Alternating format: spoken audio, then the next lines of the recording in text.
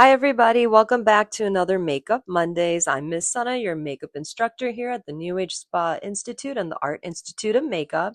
What's going on here with one of my awesome models is Amy, and she really wanted a fuller upper lip and a fuller lip in general. So I'm manipulating her lip shape, and I'm using the Inklot Nude Pencil, and I like to work in the Cupid's bow. I'm showing one side of the face right now where her lip is actually getting placed and it's a little bit higher than her natural lip line. I'm using that same pencil and I'm lining the whole bottom lip, and I like to fade in the full lip itself. Now I like to assess, and right now what I'm doing is just cleaning up my pencils and making sure I have the right tone.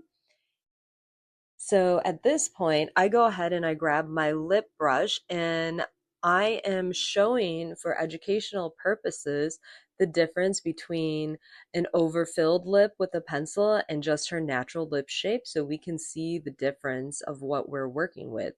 I'm using the same colors, but you can see on my model that her lips are naturally just a little bit more intense on one side than they are on the other side. And I'm going in, I really love using a lip brush because it's nice, it's soft, it's not going to give you heavy placement. So far, Amy's looking really amazing right now.